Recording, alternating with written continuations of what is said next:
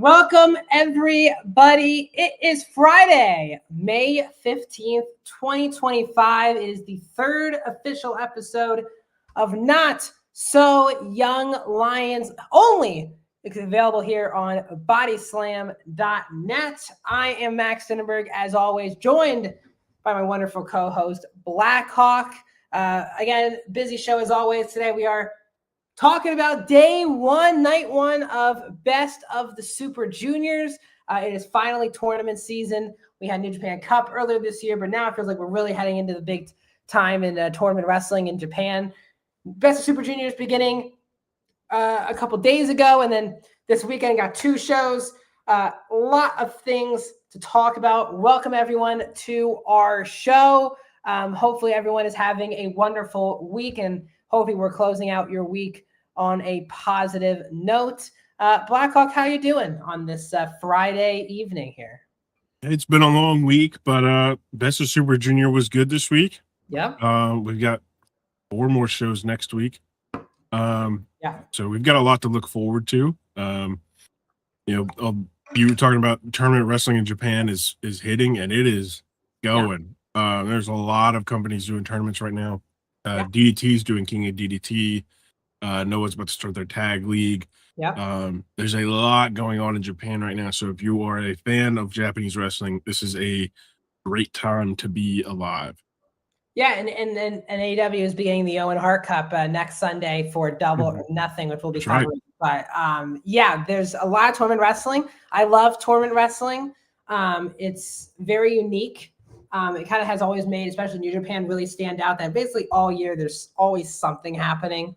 And I think a lot of people like, quote unquote, the junior heavyweights, cruiserweight type of style. But yeah, so welcome everyone. We're going to be breaking down some of our favorite moments, matches from night one in just a second. We're also going to be looking, because we're only night one into basically a month-long tournament, we're going to break down some people we want to see make a nice run this year at the Best of Super Juniors, who we think should maybe win, who should be in a final position. We'll do our full preview today for Best of Super Juniors. We didn't want to spend time on it last week. We wanted to focus on the 2 nights of Don Taco. We wanted to save all of our Super Junior coverage because basically for the next month of podcasts, we're just focusing on Best of the Super Juniors. So if you're watching us, please hit that like button wherever you are watching us. It really helps support the channel. Subscribe to our YouTube channel. We have post shows, reviews basically every single day of the week. So please subscribe to Body Slam on YouTube. Please subscribe to our Patreon channel. Still posting many scoops for people. If you want to get some big time pro wrestling news before anyone else finds out, please go subscribe to our Patreon as well. And please, again, follow us across all of our socials. We're currently live on Facebook, YouTube, Twitch, and X. So if you're not following us on one of those social media platforms, please follow us there. And please comment along, guys. We had a really lively chat last Friday, and usually we do have pretty lively chats, but we want to hear your thoughts. Tell us your favorite moments of night one of Best Super Juniors. What did you like? What did you not like? There's a lot to get into. There were 9 matches, and I think it's time to get finally into it, Blackhawk. Just tell me maybe a match, a moment, something, a win or a loss that made you happy or pissed. Like, tell me your first inkling on what you want to start with today with night one of Best Super Juniors. I think the thing that stood out to me most was the way that Taiji Ishimori and Jacob Austin Young started out the show, or started out their match. Yeah. It did start the show. Yeah. Yeah. They kicked off the entire show with a bang. They had an incredible match. And it wouldn't be the last time we had an incredible match with a UE member that night. Yes. With the last match with Akira and Kosei Fujita. And they kicked theirs off with an incredible bang. Having Akira bleed like before the match was even really started was awesome. Green hair. Yeah, green hair. The blood in it looked really cool. Yeah. And they just went to war which was awesome. That match was fantastic. Yeah. There were a lot of good matches on the card, but that opener and that closer, I think for me, was some of the best. Yeah, I thought very consistent. I like that basically the matches were around 7 to 15 minutes was kind of the range. The only quick match was like super fast was the House of Torture, which we'll get into as like the worst thing on the show by a lot. But like there were a lot of matches that were like 7 minutes and they really both flew by, but felt like the right length. I was really impressed by the Nick Wayne Robbie X match. You know, Nick, again, there was I knew he was not, based on spoilers, knew he was not going to be carrying the Ring of Honor TV championship into Japan. He dropped it technically last night on TV wise, but on Saturday at that golf arena for Ring of Honor, losing it to AR Fox. But they last year with Nick Wayne, they gave him a lot of wins early in the tournament to make him a believable star to a Japanese audience who might not be too familiar with him. And Robbie X has become such a fan favorite, really good worker. He's one of the people I want to see have a really nice Best Super Juniors. He's so good in the ring, just the way he bounces off the ropes and the fluidity and the command that he has on the ropes and the precision that he uses, I'm trying to say. It's very top notch. And I thought it was really important. Again, when you have quote unquote foreigners, people from outside companies, it is really important to give them wins early in these tournaments. So the fans, oh my God, this guy can actually make a run. Very excited to see how they book Nick, because now there's no more Ring of Honor title. So they don't have to I'm very fascinated if that means now he can now go deep in the tournament. Let's get the bad over with before we get to the rest of the good. So Show beat Yoshinobu Kanemaru 3 minutes, DQ. You knew there was going to be tomfoolery because it was House of Torture on a House of Torture. And the whole match, they were trying to one-up each other, like low blow and the ref wasn't looking. Like do some crazy stuff with the ref's not looking to steal a win, grab the tights, whatever. The match ended because Kanemaru was going for the whiskey that he usually drinks, that he spits on the opponent.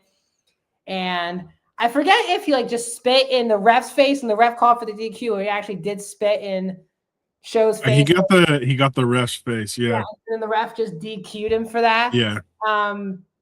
Yeah, this probably should have been the first thing on the show just to get it over with. Honestly, this might be a hot take. Oh, you like this? I loved it. Oh. I thought this was so much fun. Okay. I loved the one-upping each other. And because the way they started it was great. I don't think if they started it any different, it wouldn't have been as good. Mm-hmm. But when they started with, the hand shook agree, one lays down and the other one, pins and gets the victory or whatever. And then they start that and then go for a roll up and now they're just trying to one up each other. I thought it was fantastic. I had so much fun watching that. I don't know if I would want to watch that weekly, but on a one-off, on a one-off where it's just something dumb is going to happen. Yeah. This was probably the best possible outcome. I thought this was hilarious. It was fun. They played into the House of Torture, whatever, the shenanigans really well.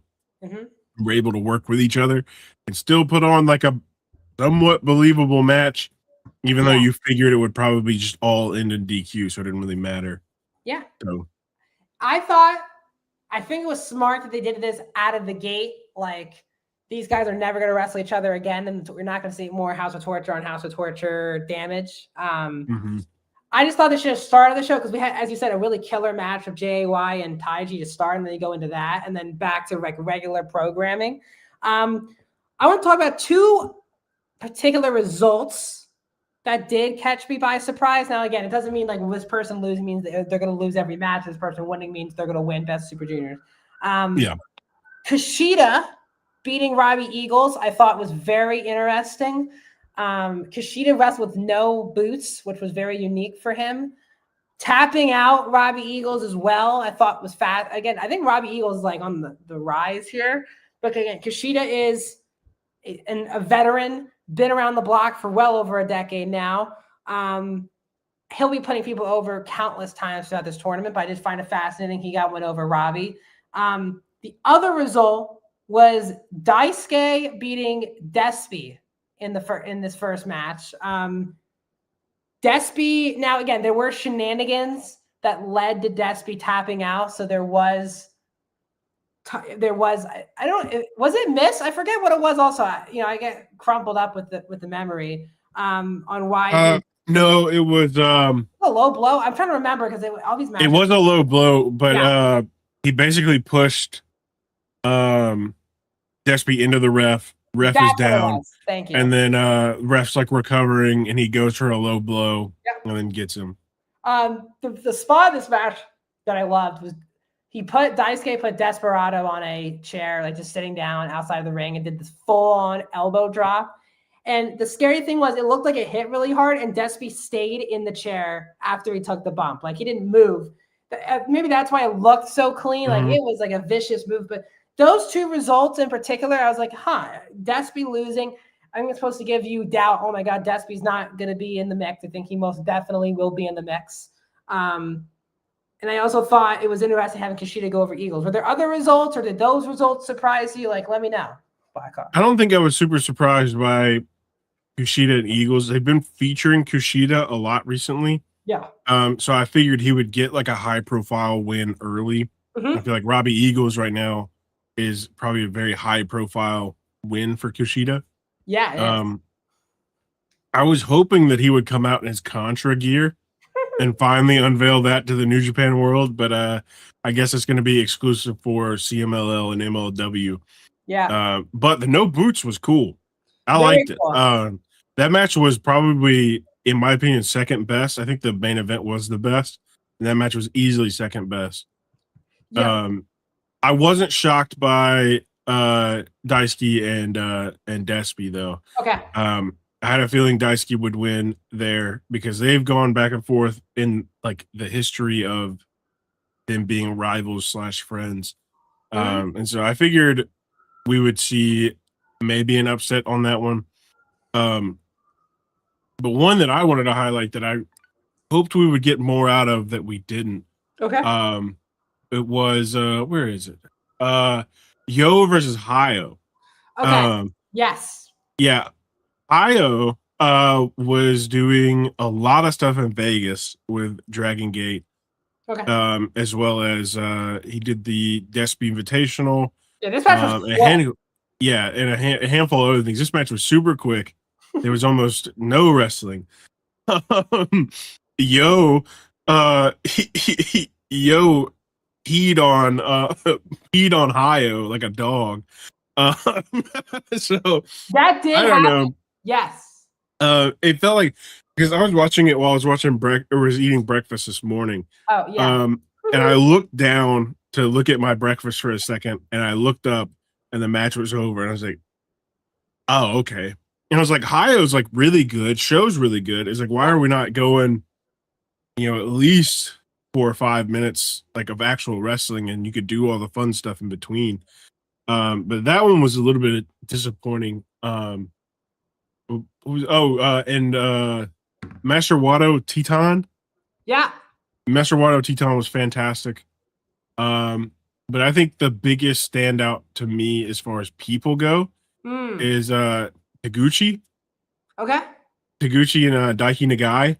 Yeah. Because like Taguchi, every time we watch him, it's just kind of goofy. But he locked in. And he and Daiki Nagai had a fantastic match. And I really enjoyed watching him. The thing helped that. Yeah. Like, attacked him once he got in the ring. Yeah. I think, again, some people are like, why are these matches short? Again, these guys have to wrestle basically 3 to 4 nights a week for a month straight in these singles matches. Usually they do like these tag matches to break it up so they don't work as much, but they're not doing that this time around. So that's why these matches kind of have to be 8 to 10 minutes basically, because they have to keep stamina, keep being ready for, you don't want to burn having 20-minute matches every singles match. Also, these shows also can't go on for 4 to 5 hours. You need 2 to 3 hour shows. So I don't. And like the G1's built the exact same way. Yes. Like we're going to get block matches that are 5 minutes to 8 minutes. Yeah. Until the main event. The main event's going to go 15 to 20. Yeah, and I that's think just how it's going to be. I think Super Juniors works the best format because they're fast paced. Not as big guys. A lot of top rope maneuvers. It's very, very, very fast paced. The thing I love about Best Super Juniors is there's no guardrails on the outside. So when people are doing these topes, they're going either just dropping right on the ground or they're going into the actual seats. And it's only like that in the Best of the Super Juniors. And I think it's just a very cool idea that they've always done. And like, I get scared when people jump to the outside in Best Super Juniors. I'm like, I really hope it's really there talk about our name of the show. It's really there for the young lions to really take the brunt of all these top rope maneuvers. Like, so the fans aren't getting hit at all. They're like, the young lions become the barricades basically at these, in this tournament. Let's talk about this main event. We've been trying to move past it. These are 2 of probably the 3 or 4 best guys they have for this tournament this year. Fujita won this tournament last year. Akira has, again, another guy who's been basically stuck in junior heavyweight tag team wrestling for the majority of his main New Japan career. Now, since TJP left, he's been very much just focused on singles.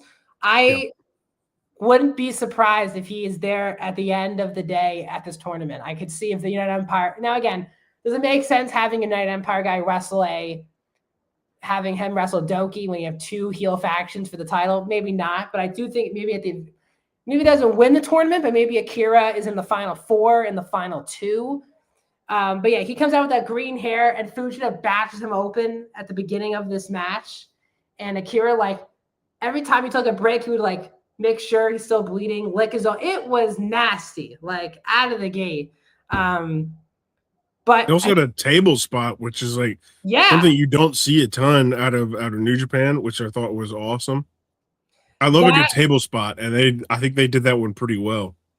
I like that he did the table spot and won. There wasn't a lot of. I think sometimes the table spots on the outside, it's always rolling the ring and just a kick out. I kind of like that. Fuji's that was actually it. But again, Fujita, we said last week, we feel like he's a guy, even though he won it last year, feels like he should be booked as a big, big, big star for them. I see just him being the junior heavyweight champion, winning a big match. I think he should, again, I said this last week, I think he should probably win this tournament again and beat Doki and move on from the House of Torture. And because TMDK is kind of lost. They're the kind of the babyface faction that feels at most like what is happening with them right now. It was great to see Zack at the show and in his corner. And because we haven't seen Zack in a really long time. Yeah. So him and Hartley came out because look, Haste is working Noah now. Is Mikey working that as well? Or he's not working Noah, but I think both of their contracts did not get renewed for New Japan. So yeah, so if they show up, it's going to be on a event by event basis. Yeah. So I think if Zack's not doing anything, I think this is the time to push Fujita to kind of the moon here. But yeah, it was a filthy power bomb through the table. Akira is such a weird, he makes these growling noises during matches. He's very weird, but I think that really makes him pop and stand out. His finish is okay, the running knees. I feel like people do come up with cooler ways to reverse it than take that move. But man, he's fiery. He's very energetic. He has these weird, very cool facial motions that he's making throughout the match. And he kind of got a kick that he was busted open very early. And he had the green hair with the red blood. It was a very fascinating color contrast. And I think both of them delivered in this first main event, Blackhawk. Yeah, like I said, this was one of easily the best matches of the night. But yeah, I could see both of them going deep, with Fujita's already got a win. Yep. I could see Akira winning out the rest of the board. And Fujita pretty much doing the same. And so it could be very well we see this match again as the semifinals, which I would not hate. I think it would be. Do you want to see this match again? Is it? I guess I would love to watch this match again. I wouldn't hate it in the the semifinals, but I think it would be awesome to take this match and take this energy and put the title with it. Because this might be the best junior match that they've had in a while that didn't involve the title at all. Yeah, I completely agree with that as well. Was there anything you shocked you on the show, result-wise, or you thought everything kind of made a lot of sense here? I feel like everything made a lot of sense. I think the only one I really had was the Hayo and Yo. That one, the whole match itself didn't make a lot of sense, and so I didn't really have like a clear-cut winner of that one anyways. But the whole event of that match was just like they didn't touch each other for a big portion of the match, and then it kind of like this abruptly ended. Yeah. The kiss went viral, of course, after the match. Of course. I thought that was there. It was very fun. Like, I was like so reluctant. He's like, is this really happening? And then it happened. It's like, oh, okay, that happened. What are your thoughts on the Nick Wayne element? Do you think he has a run? Like last year, they gave him I think he won his first 3 or 4 matches last year, and then he kind of lost his way out of being in like the Final Four mix last year. Do you think has a shot to go deep this year, or do you think he's just there to be the, more experience, I guess, for him? I feel like he could have a shot to go deep. I think we would need to see at least one more match to really understand how they're going to probably book him. Yeah. But I still think he has a shot to go deep, but this also could just be a huge experience boost for him. Yep. Last year. I don't remember who was in Best of Super Junior last year, but he probably would be wrestling some new faces and definitely some new styles. Because I think he beat if I'm not mistaken, he did beat Desperado last year. I was like, wow, that was actually a pretty big win. So they're not afraid to give him important wins. Yeah. Robbie X, I want to see in the Final Four. I do. I don't know if it'll happen, but I think he's so talented. He's also got the crowd right now. He's probably one of the most over guys in Unbound Company at this point. I would give him some very good wins, I think, as well, Blackhawk, in this tournament. I completely agree. The crowd loved him. The moment he stepped out of the curtain, they were cheering for him. So I wouldn't be shocked if they, even if they didn't put him in the semifinals, he'd only be like a win or 2 off. Yeah, completely agree. So the 2 people we did not see are people we're going to see tomorrow. Jun Kasai will be making his tournament debut wrestling Titan in the 6th match tomorrow. And then making his tournament debut as well as Valiente Jr. He'll be in the opener with Daiki Nagai tomorrow. What are your thoughts here on Daiki? So he's a guy who, still is technically a young lion, but he's basically been the War Dogs and then Unbound Company. Do you think they're going to get, is he just going to be losing out? Are they going to give him 1 win? What are your thoughts on the booking for him, I guess? I could see them really giving him a big push because I do think Daiki Nagai will be a big part of New Japan in the future. Yeah. This could be a really good opportunity to give him a pretty good early push and get some really good wins under him. Yeah. But he could also end up just going into, not really jobber territory, but not picking up a single win, but still putting on good 7, 8, 9 minute matches. So it really could go either way. Mm-hmm. Personally, I would love to see him make it to the semifinals. Oh, I would love to see him be the big upset of the whole Super Juniors tournament. I think it's a fascinating idea. I don't know if they're going to do it. I think this is I do think in general, it's probably them just saying, this is talk about experience. Nick did it last year. This is really Daiki's first major tournament experience. He's obviously been tagging with Suji at G1 he's been tagging with people in these important tournaments, but he hasn't been the focal point. So again, it's a very good experience for him. He's going to be in there with the top people. I think it's good. Some of the matches I'm very looking forward to this weekend. Saturday, Fujita, Nick Wayne, semi-main. Desperado, Ishimori is the main tomorrow. I think that will be quite good. Sunday, the main event is Despy and Eagles. Fujita and Jun Kasai is the semi-main. I think they've given Nick Wayne 3 killer matches out of the gate because he beat Robbie X this week. He's fighting Fujita tomorrow, and he's fighting Akira on Sunday. So they're putting him in very important matches out of the gate. Any matches to you if you're looking at the card for tomorrow or Sunday that's maybe popping out here? Yeah, I'm looking at tomorrow. Yeah. I like Master Wato and Taguchi. I think that one could be really good. That's a master and apprentice style match. We're opening with Valentine Jr. and Daiki Nagai, which will be great. Yeah. And then closing with Desperado and Ishimori.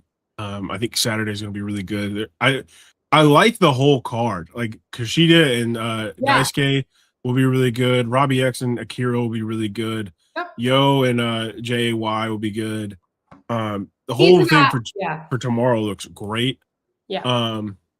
And then Sunday we've got Teton versus Daiki Nagai in the opener, which will be really, really good. Hayo and Daisuke will be on Sunday. I am looking forward to that. I hope they have a full-on match. They're both not New Japan workers. So this is a Dragon Gate and DDT in a New Japan tournament. Sure. So that's what I'm kind of excited about. I don't know how they're going to book that. But it could be really good. Could be really bad. Sure. But yeah, and I'm just excited to see Jun Kasai in a non-deathmatch tournament. You want to see him actually wrestle? How he actually wrestles, yeah. Because I think everything I've ever seen of him has been in a death match. Sure. But I'm very interested to see how he works without light tubes. It's JAY is someone also, another person who last couple of years he's been in the tournament but not really impactful. Empire wasn't hot when he was in it. I like the edge he has, and I hope he gets a real shot because he's also another guy very, very talented. Wrestling Yo on tomorrow. I do just love tournament wrestling. There's a lot of twists and turns. We're obviously in the very early days. I think every week Blackhawk will open up talking about the standings and what's just start the show by breaking down the standings and going through the matches. And because I do think what's great about New Japan is it's a month-long tournament. I think a lot of people, if you're new to New Japan, maybe you watch a night 1, 2, or 3 and oh my God, this person lost or this person won. This means this is going to happen. It really is not. These guys have to wrestle a lot of matches to get through in their block. What is it? It's 9 matches, 9 singles. I'm trying to think of how many people are in. It would have to be 9 singles because I think it's 20 guys, which would mean 10 per block. You and then 9 matches. So it's 9 singles matches. And this tournament goes all the way through June 7th. With the finals, I think the finals are at Dominion, if I'm not mistaken. Maybe I'm wrong with that. Maybe they're not. I think so. I think it's finals if it's not, that's when the junior heavyweight championship will be. Yeah, but June 7th is the last day of the tour. And look, it's May. Yeah. It's May 15th. So we have another 3 weeks of this tournament. So there's going to be I think if you're a big fan of Despy, for example, don't feel too bad that he lost the match. He's in the main event both weekends here. Both matches this weekend. I think there's a great possibility he wins. I think Despy is going to definitely beat Ishimori tomorrow. And I also think he's going to beat Eagles on Sunday. So I think Despy's going to be 2-1 now again, there's also going to be draws because that also is a point thing. 1 point for a draw. we'll get to the actual again brackets and not It brackets. does look like they will be doing the final on the 7th. Oh, okay. So I assume it's Doki against whoever at Dominion, probably. Then. Right, yeah, because it looks the way they've got it set up on the schedule on the website is Best of Super Junior final in Oda City General Gymnasium. So I would assume that's the end of it. Yeah, I do love tournament wrestling. I love junior heavyweight wrestling, especially. I just love these guys just put their bodies on the line. It's and that's what I love about these 8 to 9 minute matches. They feel faster in a good way because of how quickly paced these matches are. But you also have a lot of different styles. Like Despy, for example, works a lot of submissions in there. You know, like sure, Robbie X is a high flyer, for example, but Kanemaru is not a typical wrestler for the junior heavyweight. So there are a lot of, and I think Titan, he's a very unique luchador. He's not like the stereotypical lucha libre guy who just does hurricanranas the whole match. But yeah, I think we're off to a very strong start here for night 1. Again, our shows are going to be much longer beginning next week because we're going to have 4 to 5 shows a week that we're kind of breaking down, and we're breaking down the standings and all of that. We're just beginning here. Anything else you want to add, Blackhawk, onto maybe the matches this weekend? Who you want to see in the final win? Like any thoughts? I guess as we keep going here. I would love to see Fujita win it back to back. Yeah. But a small sneak. Okay. Titan. I would love to see a Titan victory. There's like, I feel like the whole card, like everybody on it, I would really enjoy seeing win. There aren't a lot of people that I would just be like, no. But yeah, Titan, I've been watching a little bit of CMLL, and I've enjoyed some of his stuff with them. And so I would love to see Titan, Robbie Eagles, if it's not this year, next year. I think the next year. He's like, he's like really got it going right now. He's got the crowd behind him. If they don't pull the trigger this year, they've got to pull it next year. But yeah, there's a lot of really, really solid options this year. I want to see who could win. I want to see Eagles Fujita in the semifinals. Yeah. I want to see TMDK on TMDK. Like that would be really good. I do want to see it. Outside of House of Torture and House of Torture, I'd like to see other factions fight each other because they'll actually give us a good match. And we had talked about on Tour Japan a couple of times how the junior division felt like hollow, and there was only a couple people challenging for the title. And with this tournament, it feels like they're like refreshing everything, which feels really nice. Because it's not just a bunch of House of Torture guys.